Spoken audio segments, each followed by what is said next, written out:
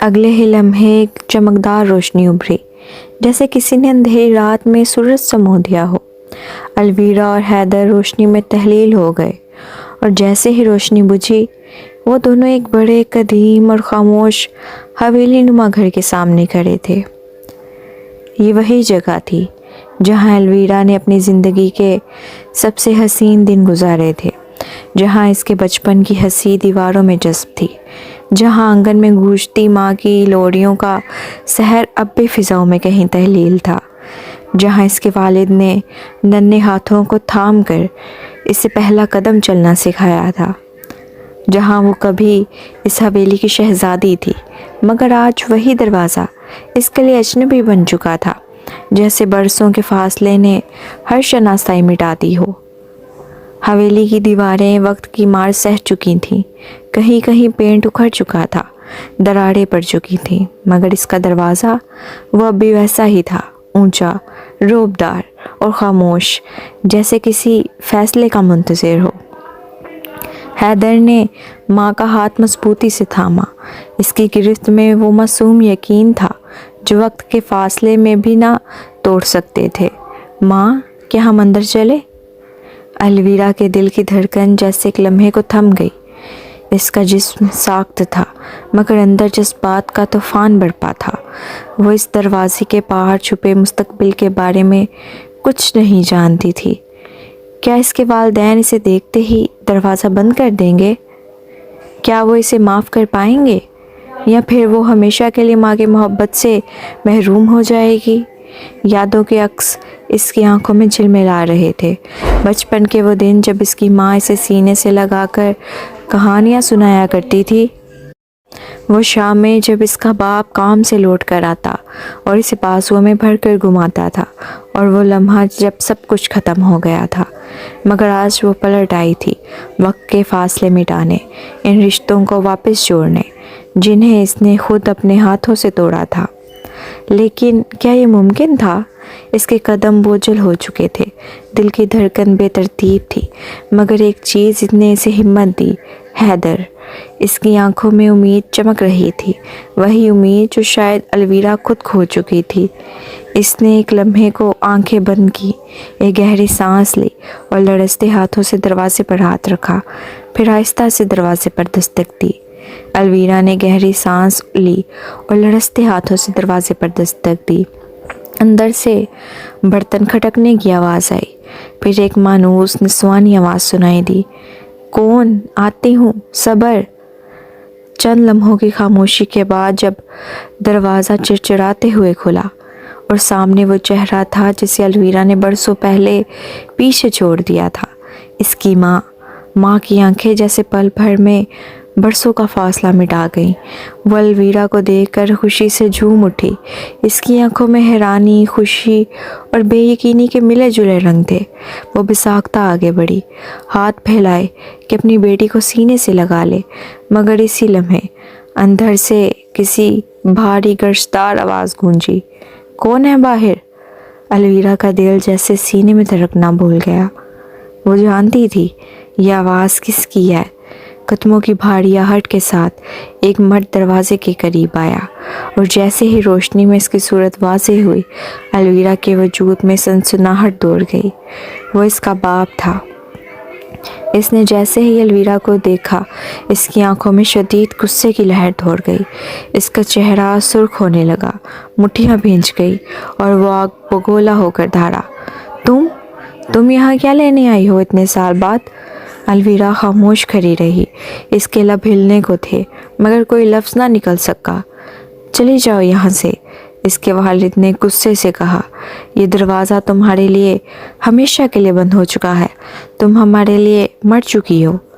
Aloe vera کی آنکھوں میں آنسو تیرنے لگے، مگر اگلا جملہ اس کے دل پر کسی خنجر کی طرح لگا، اور لے جاؤ اپنے اس پاپ کو بھی یہاں سے۔ الویرا نے فوراً اپنے بیٹے حیدر کی طرف دیکھا، جو خاموشی سے سب کچھ دیکھ رہا تھا۔ وہ کچھ سمجھنے سے قاصر تھا، مگر اس کی ماں کے چہرے پر چھائی تکلیف اسے سب کچھ بتا رہی تھی۔ الویرا کے والد نے غصے سے دروازے کو دھکا دیا، جو پوری قوت کے ساتھ اس کے قدموں کے قریب آ گرا۔ پھر اس نے اپنی بیوی کا بازو پکڑا اور زبردستی اندر کھینچ لیا۔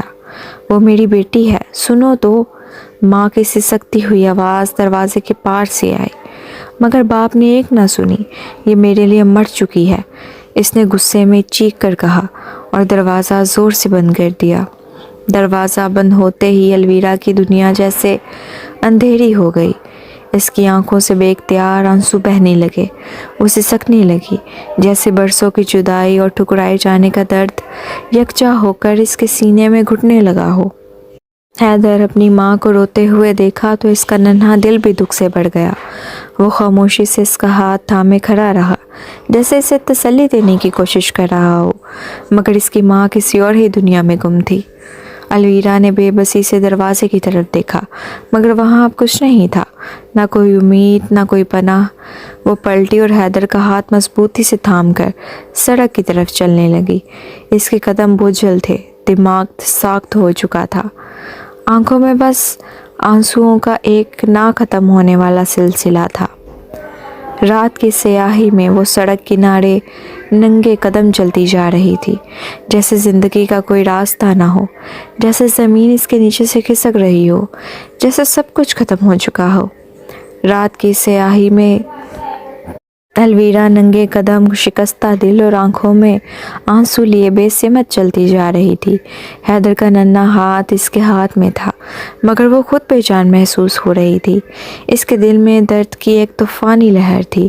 باپ کے الفاظ ابھی تک اس کے کانوں میں گونج رہے تھے، یہ دروازہ تیرے لیے ہمیشہ کے لیے بند ہو چکا ہے۔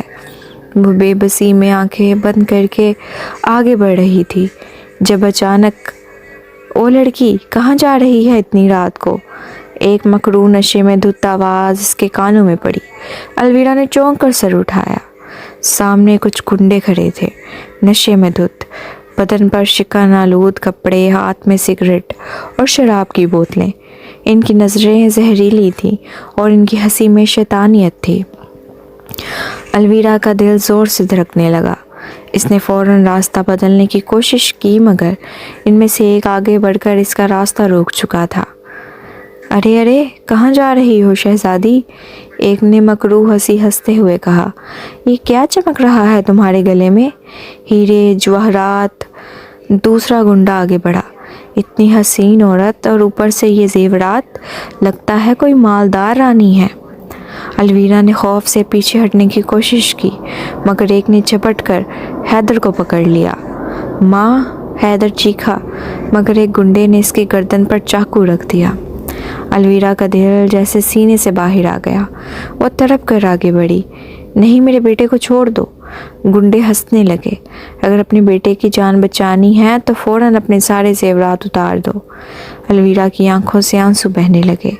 وہ ایک لمحے کے لیے رکی، پھر کانپتے ہاتھوں سے اپنی چوڑیاں اتاری، پھر گلے کا ہار، پھر کانوں کے جھمکے۔ وہ سب کچھ زمین پر پھینکنے لگی۔ یہ لو، سب لے لو، بس میرے بیٹے کو چھوڑ دو۔ گنڈے کی آنکھوں میں لالچ چمکنے لگا، مگر ان کے چہرے کی خباثت ابھی کم نہیں ہوئی تھی۔ بس زیورات؟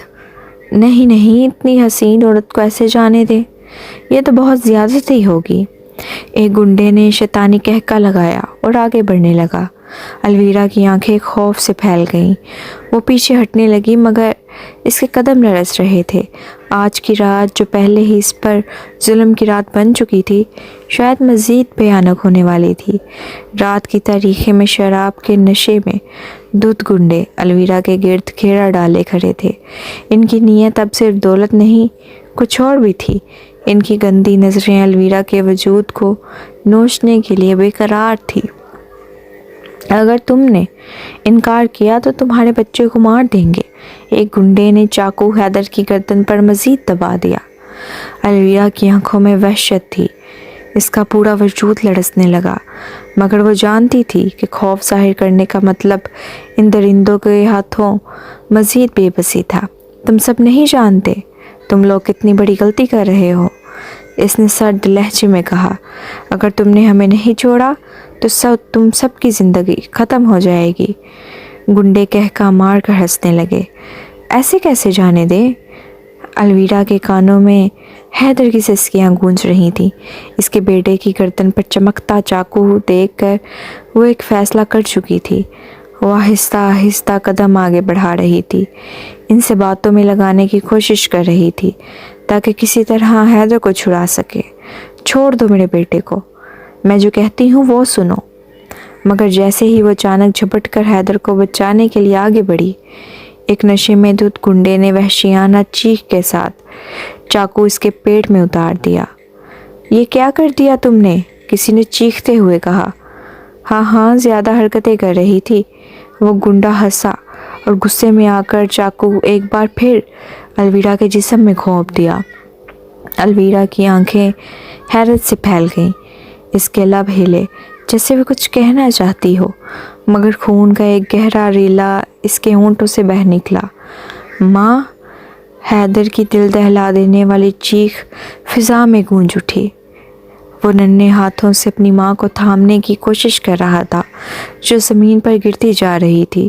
اس کی آنکھوں میں خوف، دکھ اور غصے کی آگ جل رہی تھی۔ اچانک حیدر کی آنکھوں میں ایک وحشتناک چمک ابھری۔ اس کی ننھی مٹھیوں میں لرزش تھی اور اس کی آنکھوں میں وہی سرخ آگ چمکنے لگی جو شاید صدیوں پہلے الماس کی ریاست کے کسی شہزادے کی آنکھوں میں دیکھی گئی تھی۔ گنڈے اس منظر سے خوفزدہ ہو کر لڑکھڑانے لگے۔ یہ بچہ کیا ہے؟ مگر ان کے پاس بھاگنے کا موقع نہیں تھا کیونکہ اگلے ہی لمحے ہوا میں ایک دھماکہ سا ہوا۔ الویرا! یہ آرس تھا، جہاں کہیں بھی تھا، مگر اپنے بیٹے کی چیخ سن کر ایک لمحے میں وہاں پہنچ چکا تھا۔ جیسے ہی منظر پر آیا، اس کی نظریں الویرا پر جم گئیں جو خون میں لت پت زمین پر تڑپ رہی تھی۔ نہیں! وہ غصے میں آگے بڑھا، گھٹنوں کے بل زمین پر بیٹھا اور پھر ایک وحشی درندے کی مانند گنڈوں کی طرف پلٹا۔ تم سب زندہ نہیں بچو گے۔ اس کی آنکھوں میں ایسی آگ تھی کہ زمین تک کانپ گئی۔ اگلے ہی لمحے اندھیرا چھا گیا اور پھر چیخیں، گنڈوں کی چیخیں۔ وہ اندھیرے میں بھاگنے لگے مگر آرس کے وجود سے نکلتی ہوئی وحشیانہ طاقت انہیں دبوچ چکی تھی۔ 1 2 3 سب کے سب ایک ایک کر کے مٹی میں دفن ہو گئے۔ خون بہتا رہا اور اندھیری رات مزید بھیانک ہو گئی۔ الماس ریاست، شاہی محل۔ آرس نے لرزتے ہاتھوں سے الویرا کو اپنے بازوؤں میں اٹھایا اور پوری قوت سے چلایا، حکیم کو بلاؤ۔ محفل میں گہما گہمی مچ گئی۔ حکیم دوڑ کر آیا مگر بہت دیر ہو چکی تھی۔ الویرا کی سانسیں رکنے لگی تھیں۔ نہیں تمہیں کچھ نہیں ہوگا۔ آرس نے اس کے ہاتھوں کو تھام لیا۔ الویرا نے کمزور مسکراہٹ کے ساتھ اپنی دھندلی آنکھوں سے حیدر کو دیکھا۔ اس کا ننھا بیٹا اس کے قریب بیٹھا رو رہا تھا۔ حیدر! الویرا نے مشکل سے کہا۔ میرا بیٹا، وعدہ کرو تم کبھی انسانوں سے نفرت نہیں کرو گے، ہمیشہ اچھائی کا ساتھ دو گے، کبھی دشمن نہیں بنو گے۔ حیدر کی ننھی مٹھیوں میں لرزش تھی۔ ماں! مگر الویرا کی آواز آہستہ آہستہ دم توڑ گئی اور پھر ایک طویل خاموشی چھا گئی۔ الویرا ہمیشہ کے لیے سو چکی تھی۔ الماس ریاست پر سیاہ رات چھا چکی تھی۔ ہوا میں ایک عجیب اداسی رچ بس گئی تھی۔ محل کے بلند و بالا مینار جو ہمیشہ شان و شوکت کی علامت تھے، آج یوں خاموش کھڑے تھے جیسے وہ بھی اپنے شہر کی شہزادی کے غم میں سوگوار ہو۔ روشنیوں سے جگمگاتے در و دیوار بھی سیاہ سائے میں ڈھل چکے تھے۔ ریاست میں آج جشن نہیں بلکہ ماتم تھا۔ الویرا ہمیشہ کے لیے جا چکی تھی۔ اسے سفید ریشمی کفن میں لپیٹ کر محل کے مرکزی ہال میں رکھا گیا تھا۔ وہی حال جہاں کبھی وہ اپنی چمکتی آنکھوں اور مسکراہٹ سے سب کے دلوں میں روشنی کر دیتی تھی، آج وہاں اس کی بھی جان لاش رکھی تھی۔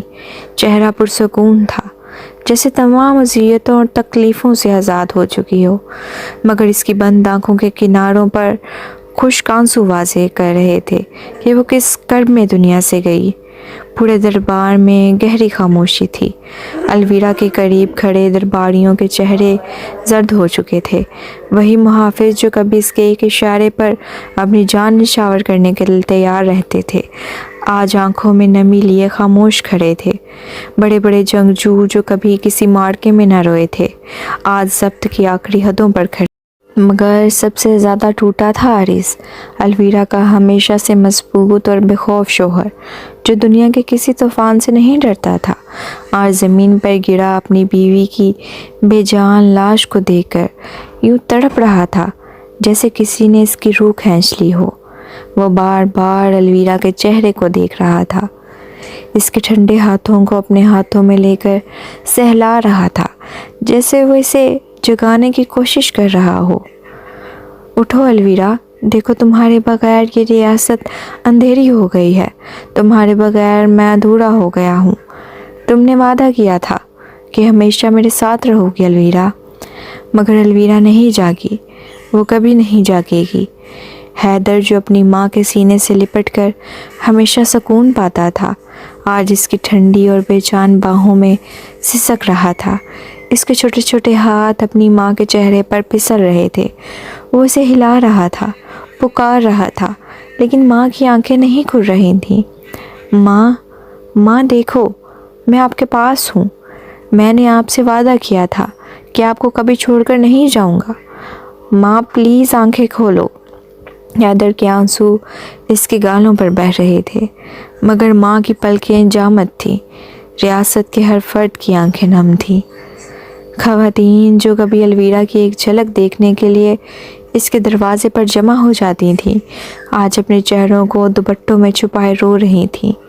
محل کی خادمائیں جو ہمیشہ اس کی خدمت میں رہتی تھیں، آج اس کے کفن کے قریب بیٹھ کر بہن کر رہی تھیں۔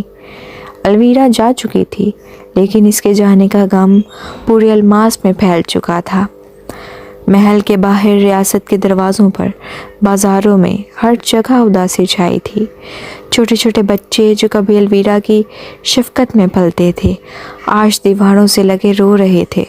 بوڑھے جو اسے اپنی بیٹی کی طرح چاہتے تھے، اپنے چہروں کو ہاتھوں میں چھپا کر آہ بھر رہے تھے۔ یہ ریاست آج ایک ملکہ نہیں بلکہ اپنی ماں کھو چکی تھی۔ الویرا کی موت الماس کے لیے ایک سیاہ باب تھی، ایک ایسا دکھ جسے وقت بھی مٹا نہ سکے گا۔ الماس ریاست کی فضا بوجھل تھی، ہر طرف گہری اداسی چھائی ہوئی تھی۔ محل جس کی راہداریوں میں کبھی الویرا کی ہنسی گونجتی تھی، آج خاموشی کی چادر اوڑھے سوگ میں ڈوبا تھا۔ پورے دربار میں غم کی ایک لہر تھی، ہر شخص کی آنکھیں نم تھیں۔ ریاست کی زمین آج اپنی شہزادی کو ہمیشہ کے لیے کھونے جا رہی تھی۔ الویرا کی رسومات کی تیاریاں ہو چکی تھیں۔ کفن میں لپٹی الویرا کو جب جنازے کے لیے باہر لے جایا گیا تو ہر آنکھ اشکبار تھی۔ آرس جو کبھی اپنی طاقت اور بہادری کے لیے جانا جاتا تھا، آج جیسے بے جان کھڑا تھا۔ اس کے قدم لرز رہے تھے، آنکھوں میں آنسو تیر رہے تھے، مگر وہ چپ تھا۔ جو شخص کبھی اپنی ریاست کے لیے سب سے مضبوط دیوار سمجھا جاتا تھا، آج ٹوٹ چکا تھا۔ الویرا مت جاؤ، یہ ایک صدا تھی جو آرس کے دل میں مسلسل گونج رہی تھی، مگر حقیقت یہ تھی کہ وہ جا چکی تھی، ہمیشہ کے لیے۔ قبر کی مٹی گیلی تھی، لیکن سب سے زیادہ گیلا آرس کا دل تھا۔ الویرا کو لحد میں اتار دیا گیا۔ جیسے ہی مٹی کی پہلی مٹھی ڈالی گئی، آرس کی سانسیں رکنے لگیں۔ وہ بے بسی سے دیکھ رہا تھا، جیسے کوئی ابھی اسے جھنجھوڑ کر بتائے کہ یہ سب خواب ہے، مگر نہیں، یہ حقیقت تھی، تلخ اور بے رحم حقیقت۔ الویرا، میں تمہارے بغیر کیسے جیوں گا؟ آرس نے دھیرے سے قبر کی مٹی پر ہاتھ رکھا، جیسے وہ آخری بار اپنی محبت کو چھو رہا ہو۔ جب قبر مکمل بند ہو گئی تو آرس کا دل بھی جیسے دفن ہو گیا تھا۔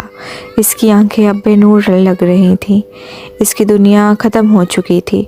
وہ محل واپس نہیں گیا، وہ تخت پر نہیں بیٹھا، وہ الویرا کے بغیر سب کچھ چھوڑ چکا تھا۔ وہ وہیں رک گیا، قبر کے پاس، ہمیشہ کے لیے۔ دن رات بدلتے رہے، لیکن آرس کی جگہ نہیں بدلی۔ وہ ہر وقت الویرا کی قبر کے پاس بیٹھا رہتا، ہاتھ میں قرآن لیے، بے آواز آنسو بہاتا رہتا۔ لوگ آتے، سمجھاتے، لیکن وہ سب سے کہتا، مجھے کچھ نہیں چاہیے، میری دنیا بس یہ چھوٹی سی قبر ہے، یہی میرا مقام ہے۔ بادشاہ حد جاہل نے اسے سمجھانے کی بہت کوشش کی۔ محل کے دروازے کھلے تھے، सल्तनत इसे बुला रही थी, मगर आरिस के कदम एक इंच भी नहीं हिले। मेरी दुनिया ख़त्म हो चुकी है, मेरे लिए अब कुछ बाकी नहीं, मेरा दिल इस मिट्टी में दफन हो चुका है। वो पहले एक बहादुर सिपाही था, एक निडर इंसान था, लेकिन अब वो एक बेजान वजूद था जो कब्र के पास बैठकर अपनी ज़िंदगी गुजार रहा था। मगर सबसे ज़्यादा अज़ियत में था हैदर, वो बच्चा जिसकी उम्र अभी मासूम खेलने कूदने की थी, वो जो अपनी माँ के साए में पल रहा था, वो जो कभी भी बेखौफ हंसा करता था, आज अपनी माँ के बगैर बिल्कुल खामोश हो चुका था। माँ, माँ आप कहाँ चली गई हैं? इस रात के बाद हैदर की नींदें उड़ चुकी थी। वो सोता तो था मगर माँ की चीखें सुनाई देती, जागता तो अपनी माँ की बेजान आंखें याद आती। वो एक पल के लिए भी खुद को महफूज महसूस नहीं करता था। अलवीरा की कब्र पर अक्सर आरिस बैठा रहता और चंद कदम दूर एक छोटा अलमास रियासत पर वक्त की धूल जमती जा रही थी। ज़िंदगी तो चल रही थी मगर हर चीज़ जैसे रुक सी गई थी। महल की राहदारियों में खामोशी थी, बाज़ारों में पहले जैसी चहल पहल नहीं थी, और सबसे बढ़कर बादशाह दज्जाल की आंखों में एक मुस्तकिल उदासी थी। वो अपने बेटे आरिस को होते जा रहे थे। वो आरिस जो कभी अलमास का फ़ख्र था, अब कब्रिस्तान का एक वीरान मुसाफिर बन चुका था। दज्जाल दिन ब दिन कमज़ोर होते जा रहे थे। इनका चेहरा जर्द पड़ चुका था, जिस्म निढाल था, मगर असल बीमारी इनके दिल में थी। अपने बेटे के लिए तड़प, अपने पोते के लिए फ़िक्र। एक दिन जब तबीयत ज़्यादा बिगड़ गई तो उन्होंने हैदर को अपने पास बुलाया। हैदर जो पहले शरारतों से भरपूर था, अब खामोश, सहमा हुआ और दास रहने लगा था। माँ की मौत ने इसके बचपन को वक्त से पहले छीन लिया था। फूफा सोमरा इसे लेकर बादशाह के कमरे में आई। हैदर ने सर झुकाकर बादशाह के सामने खड़े होने की कोशिश की, मगर दज्जाल ने आगे बढ़कर इसके सर पर शफकत से हाथ रख दिया। मेरे बच्चे, तुम मेरी एक बात मानोगे? हैदर ने सिवालिया नज़रों से दादा की तरफ देखा। तुम्हारे बाबा को वापस ले आओ। अलमास को अपने शहज़ादे की ज़रूरत है। मैं जानता हूँ कि तुम्हारी माँ हमेशा हमारे दिलों में ज़िंदा रहेगी, लेकिन रियासत को आरिस की ज़रूरत है। ये सुनते ही हैदर की आंखें भीग गईं। इसने हल्की सी हिचकी ली और बगैर कुछ कहे कब्रिस्तान की तरफ बढ़ने लगा। कब्रिस्तान की वीरानी में एक बेजान वजूद वहाँ अलवीरा की कब्र के पास आरिस बैठा था। इसके हाथ में कुरान था, आंखें बंद थी और लब हिल रहे थे। वक्त ने इस पर सख्ती से अपने निशान छोड़ दिए थे। वो पहले जैसा नहीं रहा था, ना वो वजाहत, ना वो शहाना चमक, ना वो वक़ार। वो सिर्फ एक शख्स था जो अपनी मोहब्बत को खोकर बेजान हो चुका था। हैदर चुपचाप इसके पीछे खड़ा था, आंखों में आंसू लिए। इसने लड़सती आवाज़ में पुकारा, बाबा, बाबा। आरिस ने धीरे से गर्दन मोड़ी। बहुत दिनों बाद, इतने दिनों बाद अपने हैदर को देखकर वो एक लम्हे के लिए सब भूल गया। वो तेज़ी से उठा और हैदर को सीने से लगा लिया। इसके हाथ हैदर के बालों पर चलने लगे, जैसे यकीन दिला रहा हो कि वो हकीकत में इसके सामने है। मगर हैदर अब बच्चा नहीं रहा था, वो वक्त से पहले बड़ा हो चुका था। बाबा, आपने अपनी क्या हालत बना ली है? हैदर ने आंखों से आरिस का चेहरा देखा। वो जो पहले शहजादा था, अब बस एक आम सा इंसान लग रहा था। माँ आपको इस हालत में कभी नहीं देखना चाहती थी। बाबा, माँ भी यही चाहती थी कि आप अलमास को संभालें। दादा हजूर बीमार है, आपकी सबको ज़रूरत है। माँ को मैं भी बहुत याद करता हूँ बाबा, मगर अब मेरे लिए आपके अलावा कोई नहीं। मेरी खातिर वापस रियासत चलें बाबा। हैदर की आवाज़ कँपकँपा रही थी, मगर इसमें एक ऐसी ताकत थी जो आरिस को तोड़ रही थी। तभी सोमरा भी करीब आ गई। भाई, हम सबको आपकी ज़रूरत है, हम आपको लेने आए हैं। वो अल्फाज नहीं, एक इल्तिजा थी, एक उम्मीद थी, एक दुआ थी। आरिस ने एक आखिरी बार अलवीरा की कब्र को देखा, इसकी मिट्टी को छुआ, جیسے اس سے اجازت مانگ رہا ہو۔ پھر ایک گہرا سانس لیا اور اپنی بہن اور بیٹے کے ساتھ قدم بڑھا دیے۔ الماس ریاست کو اس کا شہزادہ واپس مل چکا تھا۔ جب وہ محل میں داخل ہوا تو بادشاہ حدجائل کی آنکھوں میں برسوں بعد خوشی کی چمک آئی۔ انہوں نے حارث کو دیکھا اور ان کی آنکھوں میں نمی آ گئی۔ میرا بیٹا واپس آ گیا۔ ریاست میں ایک بار پھر امید کی روشنی جاگ اٹھی تھی۔ الماس ریاست میں نئی صبح، مگر دلوں میں اداسی۔ شہزادہ حارث کی واپسی کے بعد الماس ریاست میں زندگی کی رونقیں لوٹ آئی تھیں، مگر محل کے اندرونی حصے میں خاموشی تھی۔ بادشاہ حدجائل کی طبیعت دن بدن بگڑ رہی تھی۔ ان کی فکر بڑھتی جا رہی تھی۔ حارث کی حالت بھی کمزور تھی۔ وہ ایک ٹوٹا ہوا بادشاہ بن چکا تھا۔ اس نے خود کو مکمل طور پر بدلا ہوا پایا تھا، جیسے زندگی کی چمک اس کے وجود سے چھن چکی ہو۔ لیکن ریاست کو ایک مضبوط حکمران کی ضرورت تھی، اس لیے ایک بڑا فیصلہ لیا گیا۔ تخت و تاج کا اعلان۔ بادشاہ حدجائل نے دربار میں اعلان کیا، آج سے الماس ریاست کا نیا حکمران میرا بیٹا حارث ہوگا۔ یہ سنتے ہی دربار میں خوشی کی لہر دوڑ گئی۔ الماس کے شہزادے کو بادشاہ بننے کا تاج پہنا دیا جائے گا۔ تاج پوشی کی تقریب میں آس پاس کی تمام ریاستوں کے بادشاہ، امراء، سردار اور معززین شریک ہوئے۔ سبھی مبارکباد دینے آئے۔ جشن کا سماں تھا۔ آتش بازی ہو رہی تھی، شاہی دف بج رہے تھے اور ہر طرف خوشیوں کی گونج سنائی دے رہی تھی۔ شہزادہ حارث کو شاہی تخت پر بٹھایا گیا۔ بادشاہ حدجائل نے اپنے کامتے ہاتھوں سے شاہی تاج حارث کے سر پر رکھا۔ آج حارث نے عہد کیا کہ وہ ریاست کو انصاف، بہادری اور حکمت سے چلائے گا، مگر اس کی خوشی میں بھی ایک سایہ تھا۔ حیدر پر ایک الزام، ایک دل دکھانے والا جملہ۔